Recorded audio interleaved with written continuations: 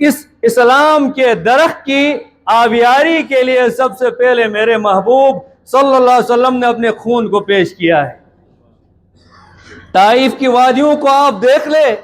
کس طریقے سے اس اسلام کی آبیاری کے لیے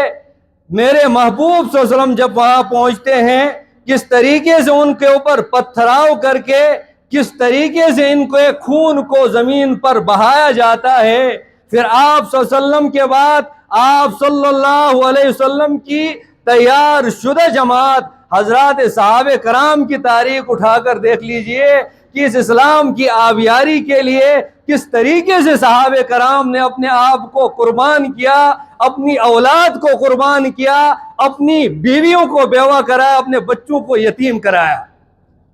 میرے محترم دوستو بزرگوں، آپ اکثر زمیندار لوگ ہیں، کھیتی باڑی والے لوگ ہیں، آپ حضرات کو معلوم ہے درختوں کی مختلف قسمیں ہوتی ہے۔ کچھ درخت ایسے ہوتے ہیں ان کو جیسا پیسا پانی مل جائے ان کی آبیاری ہو جاتی ہے۔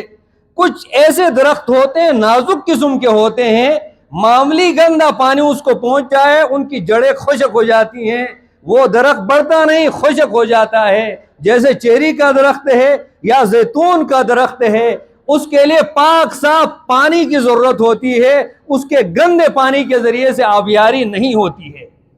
تو اسلام ایسا پاکیزہ درخت ہے، اس کی آبیاری کے لیے جس کا خون لگ جائے اس کے لیے اللہ رب العزت کی بارگاہ میں شکر ادا کرنا چاہیے کہ میرا خون اسلام کی آبیاری کے لیے لگ گیا ہے۔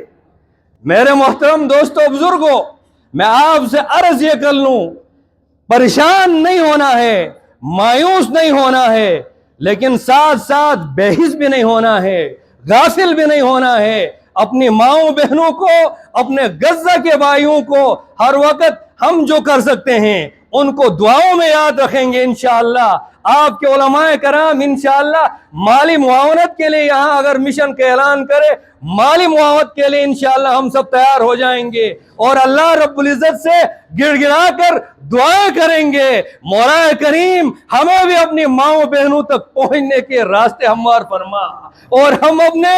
ماؤں بہنوں کے دوپٹے کے لیے لڑ سکیں۔ مولا کریم ہمیں بھی راستے ہموار فرما اور ہم اور آپ مل کر اپنے ریاستی اداروں سے، افواج پاکستان سے، اپنے آرمی چیف سے جو کہ ایک حافظ قرآن ہے، ان کو مجبور کریں، ان سے یہ گزارش کریں، خدا را اللہ رب العزت نے آپ کو بہت بڑی طاقت سے نوازا ہے، بڑی صلاحیتوں سے نوازا ہے، اپنی صلاحیتوں کو اسلام کے دفاع کے لیے لگائیے، اسلام کی آبیاری کے لیے لگائیے، اپنے مظلوم مسلمانوں کی حفاظت کے لیے لگائیے۔ آپ تائید کرتے ہیں؟